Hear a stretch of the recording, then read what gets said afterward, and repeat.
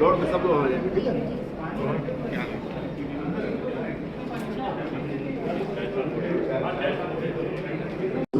For civilian and strategic applications.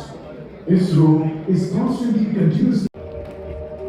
Various precursor missions are in progress for demonstrating. अतिथि माननीय राज्य मंत्री जी जल शक्ति मंत्रालय, विशेष अतिथि आदरणीय प्रमुख सचिव जी उत्तर प्रदेश सिंचाई एवं जल संसाधन विभाग, आदरणीय प्रमुख अभियंता एवं विभागाध्यक्ष उत्तर प्रदेश सिंचाई एवं जल संसाधन विभाग, आदरणीय प्रमुख अभियंता परिकल्प एवं नियोजन उत्तर प्रदेश।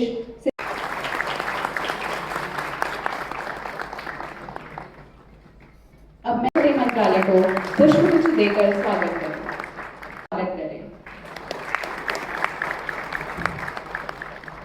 अब मैं आदरणीय मुख्य अभियंता सूचना प्रणाली संगठन से अनुरोध करना चाहूंगी कि वह हमारे आदरणीय प्रमुख अभियंता एवं विभागाध्यक्ष उत्तर प्रदेश सिंचाई एवं जल संसाधन विभाग को पुष्पगुच्छ देकर उनका स्वागत करें। अब मैं श्री सोरन सिंह सर मुख्य अभियंता स्तर 1 से अनुरोध करूंगी कि वह हमारे आदरणीय प्रमुख अभियंता परिकल्प एवं नियोजन उत्तर प्रदेश सिंचाई एवं जल संसाधन विभाग को।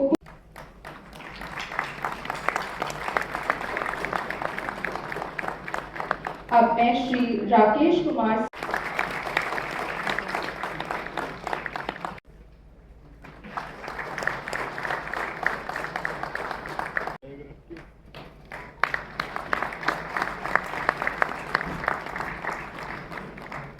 सेंसिंग एवं आदरणीय scientist central ground water board को दीप प्रज्वलित करने के लिए आमंत्रित करती हूँ।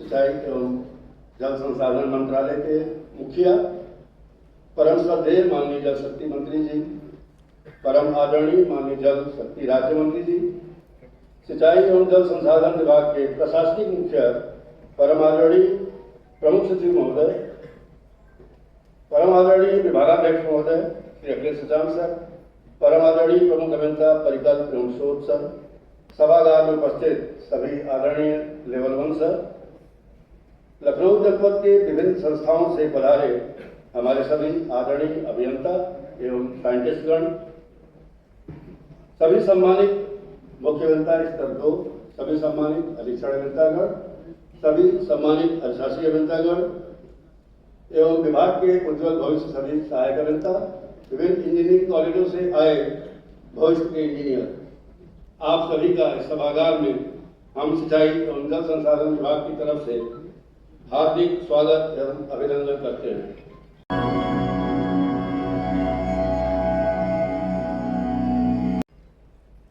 हम लोग इस कार्यशाला और इसको और विस्तृत आज के नए आज की इस सभा में पधारे हमारे में दिए गए निर्देशों के क्रम में जनमानस को उसकी उपयोगिता। नेशनल स्पेस डे के अंतर्गत national hydrology project Uttar Pradesh surface water द्वारा सेठ MR जयपुरिया स्कूल एवं RV पब्लिक स्कूल में स्पेस टेक्नोलॉजी एंड एक्सप्लोरेशन से संबंधित drawing, poster making, collage, debate एवं क्विज कॉम्पिटिशन्स का सफलतापूर्वक आयोजन किया गया, जिसकी एक झलक आप सभी के समक्ष एक शॉर्ट वीडियो के रूप में प्रस्तुत है।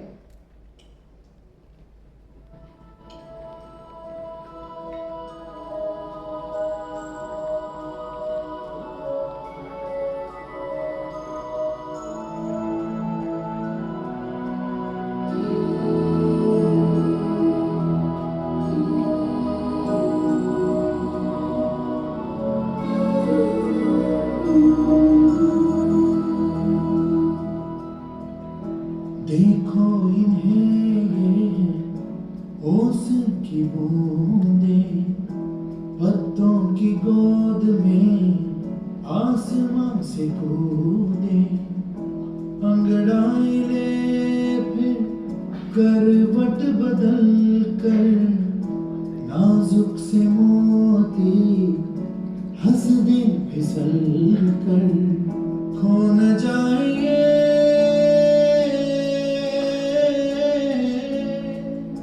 तारे जमीन पर।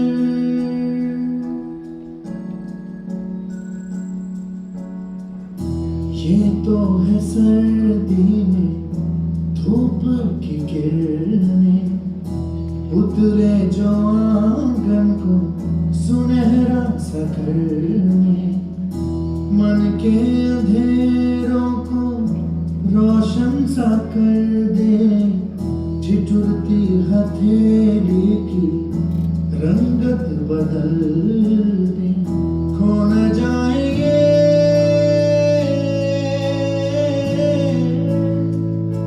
तारे जमीन पर।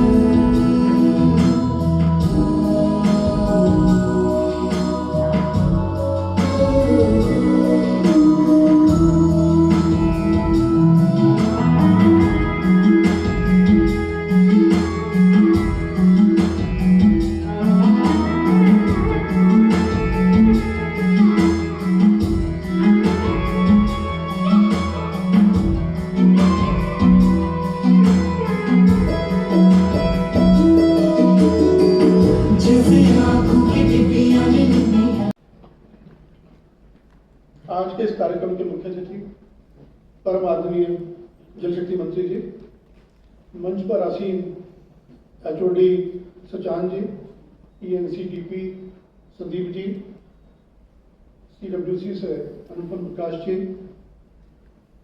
स्वरूप जी एंड वैभव जी, तथा इस हॉल में उपस्थित इरिगेशन विभाग के वरिष्ठ अधिकारीगण, बीपीडी से और रामस्वरूप से आए हुए इंजीनियरिंग कॉलेज के स्टूडेंट्स तथा अन्य अधिकारीगण।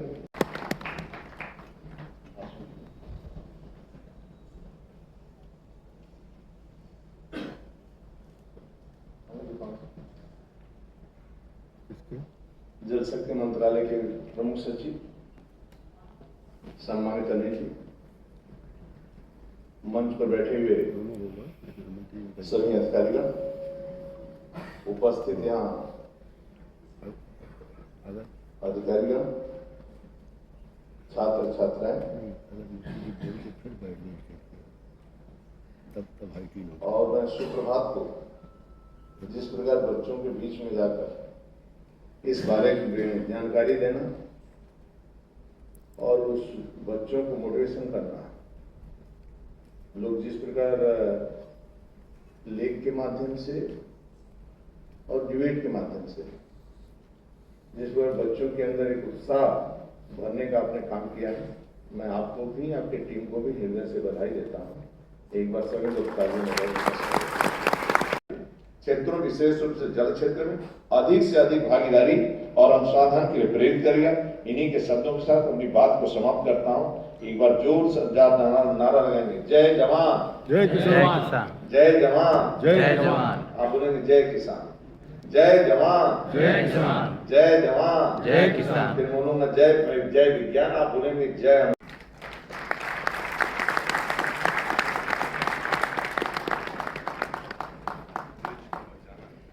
मैं चीफ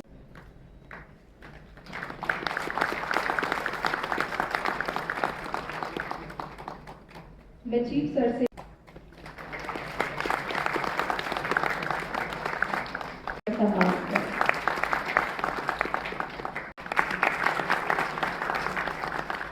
मैं चीफ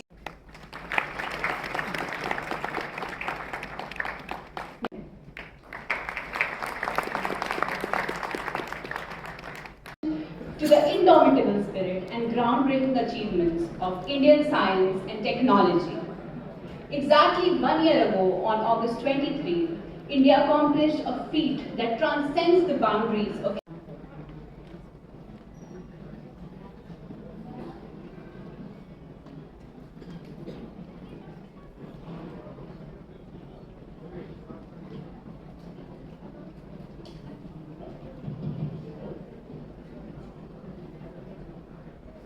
मंच पर उपस्थित Shri Vaibhav ji, scientist IRSC, Shri Sudeep ji, scientist from central ground water board, senior officers from different departments, students and dear friends. सबसे पहले तो मैं आप सभी लोगों को नेशनल स्पेस डे 2024 के उपलक्ष्य में अग्रिम बधाई देता हूँ।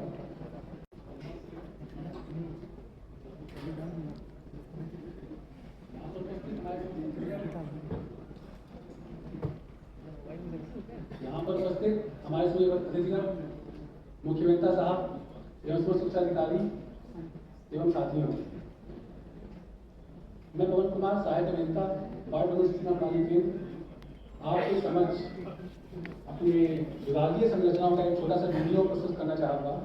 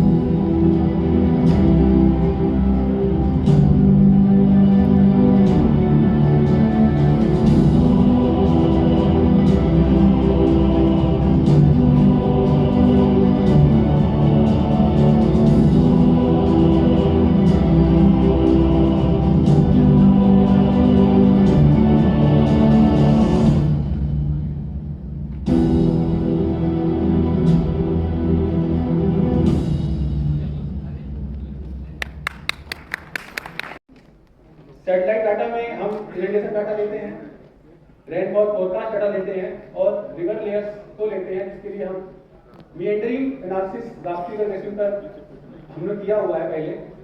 तो अभी रिसेंटली फर्दर परफॉर्म करने के लिए हर साल सैटेलाइट डाटा से उसकी इमेज रिवर की लेते हैं।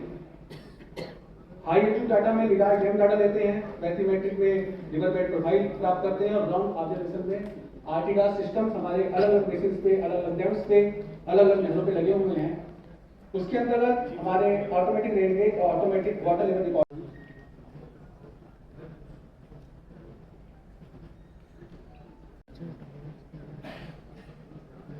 जनरली हम सभी सुनते हैं कि रिवर आज उस साइड चली गई है, इस साइड आज आ रही है, आज इम्पैक्टमेंट काट दिया, देख नहीं पाते हैं।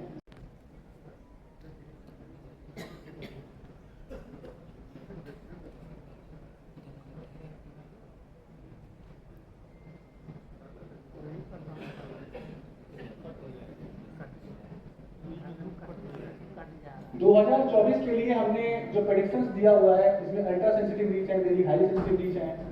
हाईली सेंसिटिव रीच 2024 को national remote sensing centre Hyderabad से हमें सैटेलाइट इमेज मिलती है इनंडेशंस की। जैसे ही हमको ये इमेज मिलती है, उसको थोड़ा सा टाइम लगता है कस्टमाइज करने में, 1.5 या 2 घंटे। उसको कस्टमाइज करने के बाद ये हम रिपोर्ट बनाते हैं पूरे उत्तर प्रदेश के अंदर कहाँ कहाँ इनंडेशन आया है। वो सैटेलाइट इमेज है, just near real time image है। सैटेलाइट ने कैप्चर की और हमारे पास आई, हमने ये इंफॉर्मेशन दी। ये इंफॉर्मेशन पब्लिकली ओपन है। इसमें हर डिस्ट्रिक्ट का एरिया के साथ कितना परसेंटेज इनंडेटेड हो गया और कहाँ इनंडेटेड हो गया ये भी मार्क रहता है। ये एक वो डाटा है जिससे हम डिजाइन कर सकते हैं आईएमडी के रेनफॉल से कोरिलेट करते हुए कि कहाँ पर ऐसा है कि बारिश होने पे इनंडेशन हो रहा है। ड्रेनेज सिस्टम को इम्प्रूव करने की आवश्यकता है, या वहाँ पे एग्रीकल्चर लैंड है तो उस पर हम क्या प्लान कर सकते हैं, सॉइल कैपेसिटी किस तरह की वहाँ की जा सकती है और किस तरह का सॉइल कैपेसिटी का हम फायदा ले सकते हैं। इस इनंडेशन के डाटा से जो एक पर्टिकुलर असेंबल होता आ रहा है लंबे समय से हमारे पास, इससे हम ये इंफॉर्मेशन गैदर करके प्लान कर सकते हैं।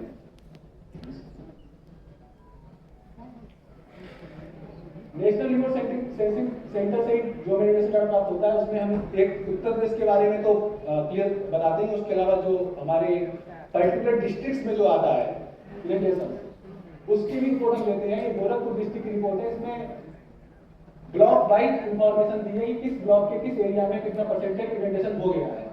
इसके अतिरिक्त विभागीय संरचनाएं जो है, स्टेट पर, डैम पर, लॉन्चिंग फ्रंट, फ्लड स्टोर्स, इम्बैंकमेंट्स के आसपास जो रहती हैं, उनके आसपास अगर पानी कहीं असेंबल हो रहा है तो वो भी हम यहाँ पर मेंशन करते हैं कि रेनफॉल फोरकास्ट भी flood management information system centre के द्वारा इशू किया जाता है। डिपार्टमेंट कार्य कर रहा है और भी जो है कार्य चल रहा है, लेकिन इस पर हमारी प्रोग्रेस निकल कर आई है थोड़ा सा।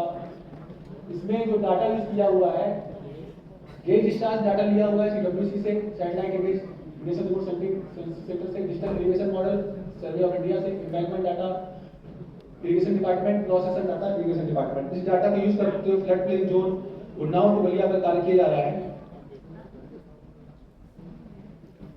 इस पर एक मेथोडोलॉजी जो यूज की जा रही है, सैटेलाइट डाटा जो एनालिसिस से लिया हुआ है और जेआरसी से जो डाटा लिया हुआ है, जॉइंट रिसर्च यूरोपियन सेंटर ने 37 इयर्स 1984 से 2021 37 इयर्स के फ्लड एक्सटेंट के डाटा को कंपाइल करके एक रिपोर्ट अपनी बनाई हुई है। उस डाटा को, उसके अलावा नेशनल रिमोट सेंसिंग सेंटर का फ्लड इनंडेशंस के डाटा को कंपाइल किया हुआ है।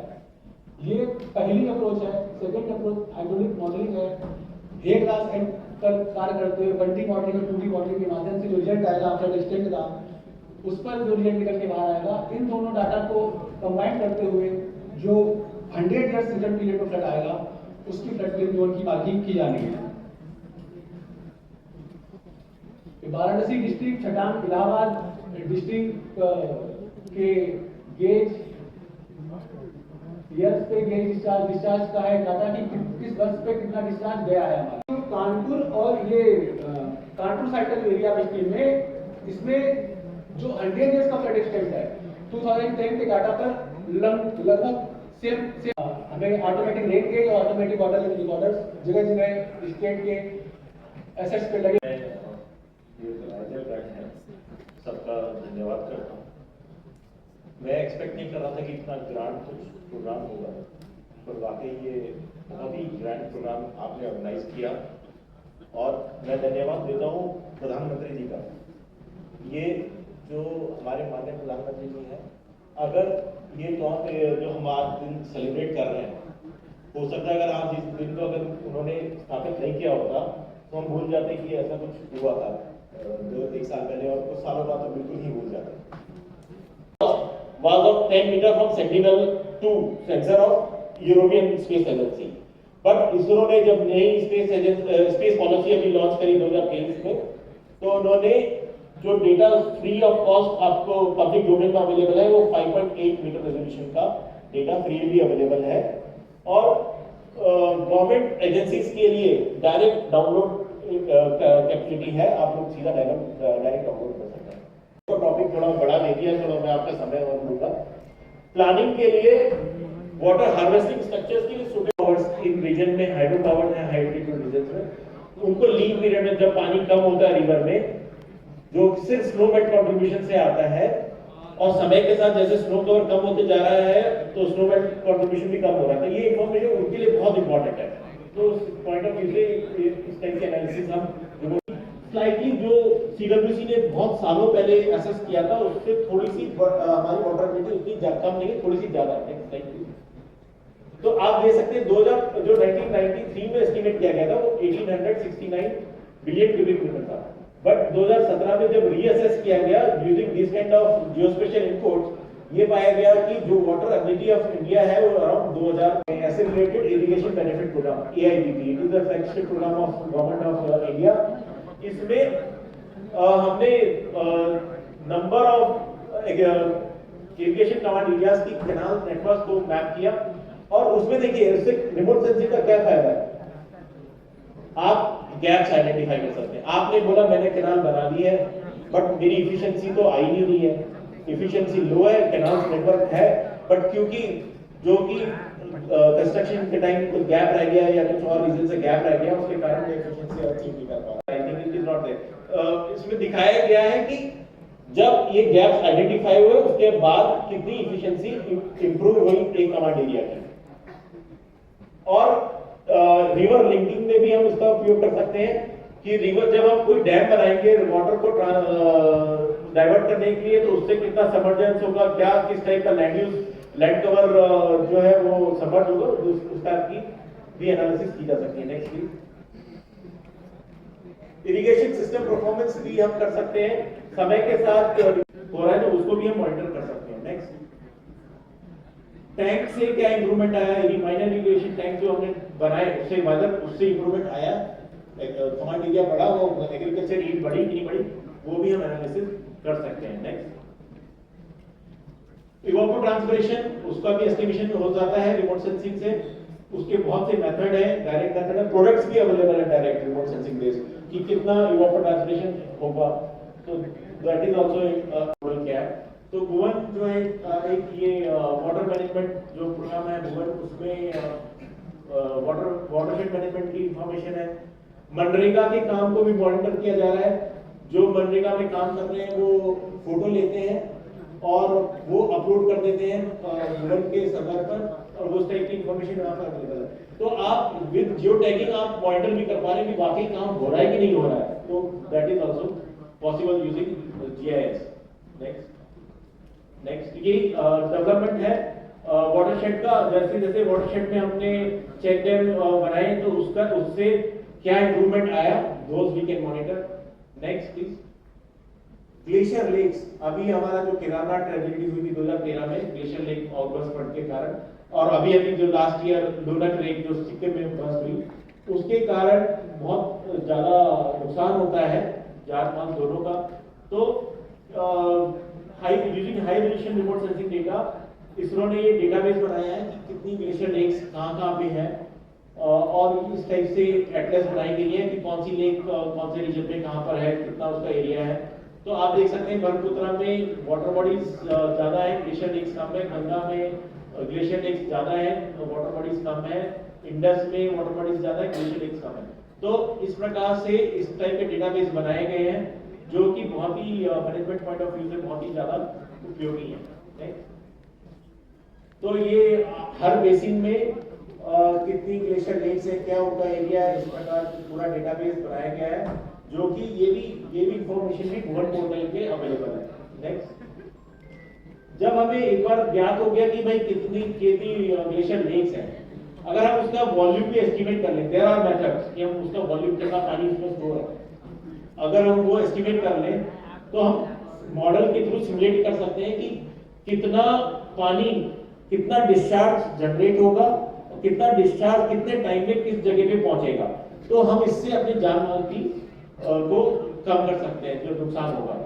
नेक्स्ट, ऐसे ही हाइड्रोलॉजिकल मॉडल भी जो for India has been developed, इसमें बैकग्राउंड में स्वॉट मॉडल, स्वॉट जो है most commonly used hydrological model है।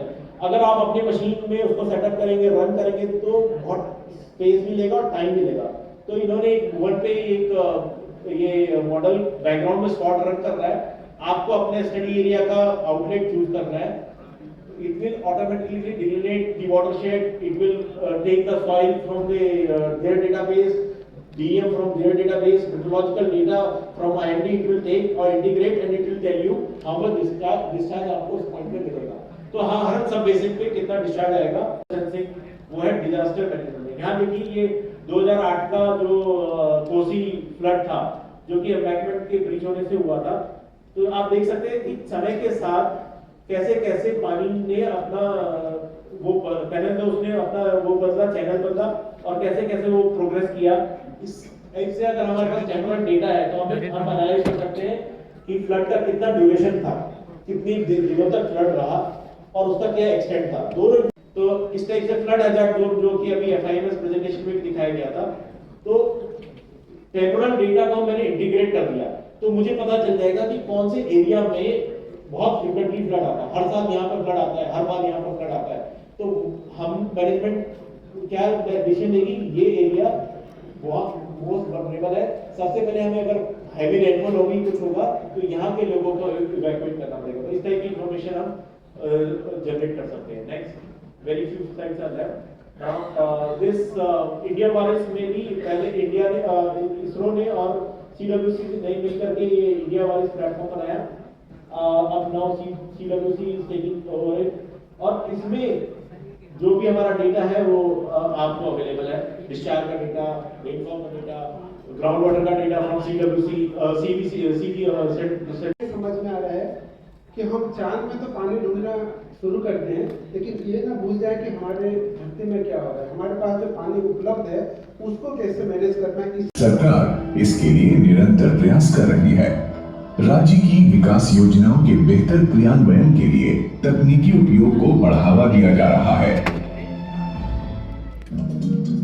Remote sensing application centre Uttar Pradesh remote sensing उपग्रह से प्राप्त प्राकृतिक संसाधनों के आंकड़ों का विभागों की जरूरत के अनुसार विश्लेषण करता है।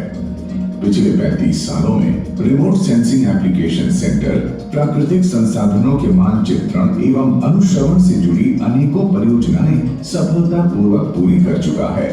इनमें ऊसर भूमि सुधार परियोजना, ग्राउंड वाटर टारगेटिंग एवं फॉरेस्ट वर्किंग प्लान मुख्य हैं। वर्तमान में कई नई परियोजनाओं पर काम किया जा रहा है। Remote sensing application centre Uttar Pradesh सरकारी विभागों की जरूरत के अनुसार रिमोट सेंसिंग आधारित तकनीक पर नए प्रोजेक्ट्स भी तैयार करता है।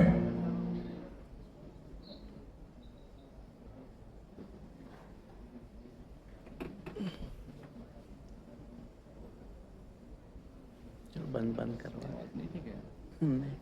बहुत कम आ जा आवाज आ।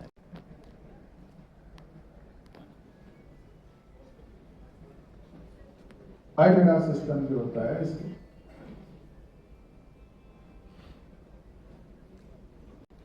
So, thank you everyone.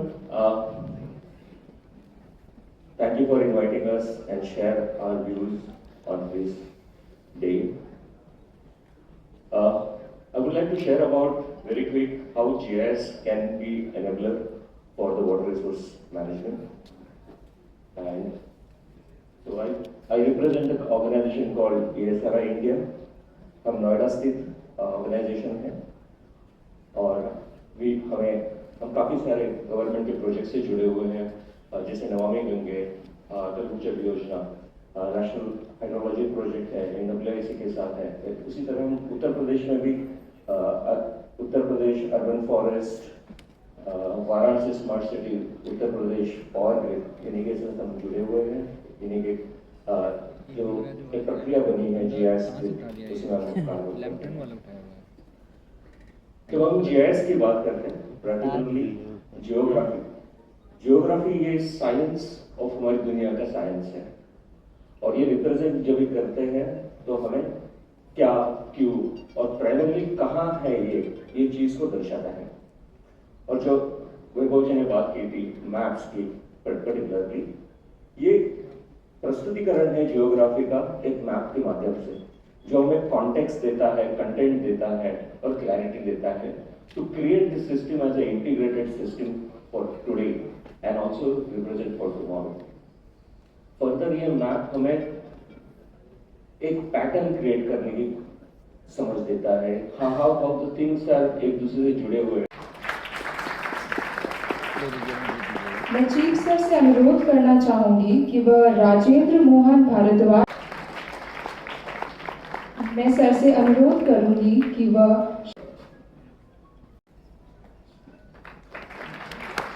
मैं चीफ सर से अनुरोध करूंगी कि वह श्री AK शुक्ला मैं चीफ सर से अनुरोध करूंगी कि वह श्री संघर्ष Uttar Pradesh ground water department, ग्राम विकास विभाग, माइनर इरिगेशन डिपार्टमेंट, पशुपालन विभाग, UP स्टेट डिजास्टर मैनेजमेंट,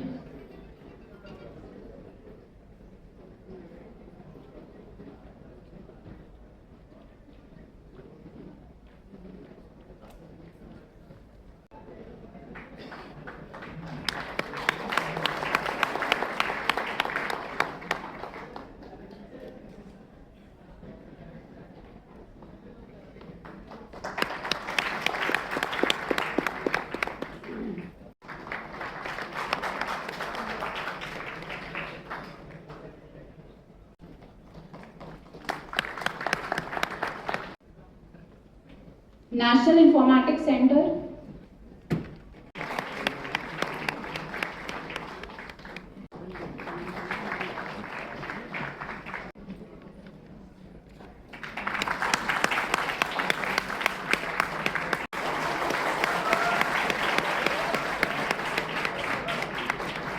अभियंता सूचना प्रणाली संगठन श्री सुप्रभात सिंह सर को मंच पर आमंत्रित करना चाहूंगी वोट ऑफ थैंक्स के लिए। थैंक्स से पहले मैं चाहूँगा कि BPD कॉलेज के स्टूडेंट अपने जो भी उनके गार्जियन के रूप में यहाँ पे आए हुए हैं, वो अपने बच्चों के साथ यहाँ पर आ जाएं।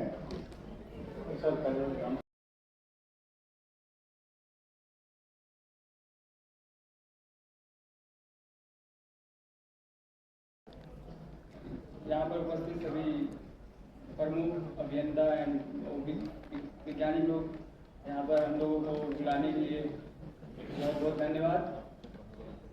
हम लोगों को यहाँ बुलाकर आप लोगों ने कैसे हमारे स्पेस एजेंसीज कंट्रीब्यूट कर रही हैं, हम लोगों के एजुकेशन क्षेत्र में की कैसे बढ़ोतरी की जाए, जो है उसको डेवलप किया जाए। हम लोगों ने इससे बहुत कुछ सीखा। जैसे कि हम लोग सिविल इंजीनियरिंग स्टूडेंट हैं, हमारे कोर्स में subject. Good afternoon, everyone. Thank you, authorities, for inviting us here on an auspicious day, and we would like to thank you all for giving us such an informative session. And all this information we have been studying in our civil engineering curriculum for the past 3 years and 4 years, and all the information have been in our curriculum for like GIS and other informations, and they have helped us in grooming our knowledge today, and it will be really helpful in our coming future. We would like to thank everyone again. Thank you so much. All these things, and we have basically seen here the mainly two topics, the remote sensing and GIS. And basically remote sensing is the science that we uses to capture many things such in every field, such as agriculture, forest, and our water resource development. We can see by using GIS we can manage and how drainage and control in a very effective and efficient manner. Education department. It has been a blessing कि we are sitting in the same room with the esteemed dignitaries from ISRO, RSAP and Survey of India. हम लोग जो बच्चों को पढ़ाते हैं यहाँ पे हम वही और एडवांस में पढ़ रहे हैं, even for the faculty like me. अब वापस अपने कॉलेज जाके हम बच्चों को और अच्छे से इस चीज़ को करा पाएंगे. इसके लिए मैं पूरे होस्ट इंस्टीट्यूशन को बहुत बहुत thank you. And for everyone जिसने भी हम लोग प्रेजेंटेशंस दी, it was very insightful, very motivating, very delightful and specially the out of space experience जो सर हमने ओम के टाइम पे we just experience, that was really nice and thank you so much. काफ़ी समय जाया हो चुका है और लंच में लेट हो रहे हैं. एक जोरदार ताली मैं चाहूँगा इंजीनियरिंग कॉलेज के सारे बच्चों के लिए जो धैर्य से अभी तक बैठे हैं.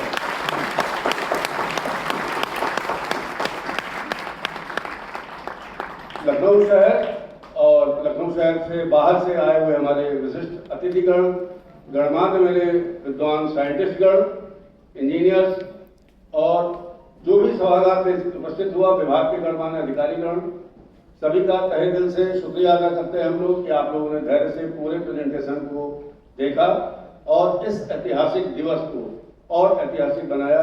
क्योंकि ये लाइव टेलीकास्ट पूरे वर्ल्ड में, पूरे इंडिया में हो रहा है, तो पूरे इंडिया से रिपोर्ट्स आ रही हैं, ग्रुप पे मैसेज आ रहे हैं कि सिंचाई विभाग जल संसाधन उत्तर प्रदेश अब तक का 11 स्टेट में सबसे अच्छा प्रोग्राम कर रहा है. तो ये बधाई की बात है सिंचाई विभाग के लिए. और thank you again for all the dignitaries, all the scientist, respected sir, जिन्होंने अपना योगदान दिया, प्रेजेंटेशन दिया, इतनी अच्छी चीज़ें सबको बताई. क्योंकि साइंस टेक्नोलॉजी का युग दिन पर दिन बढ़ रहा है, जितना उसका उपयोग करेंगे उतना हम सफल होंगे. इन्हीं शब्दों के संग मैं पुनः आप सबका धन्यवाद अदा करता हूं एवं आप सभी को लंच के लिए आमंत्रित करता हूं. कृपया बिना लंच किए कोई नहीं जाएगा. शुक्रिया. अनुरोध करना चाहूंगी कि नेशनल एंथम के लिए अपने स्थान पर खड़े हो जाएं. आनंद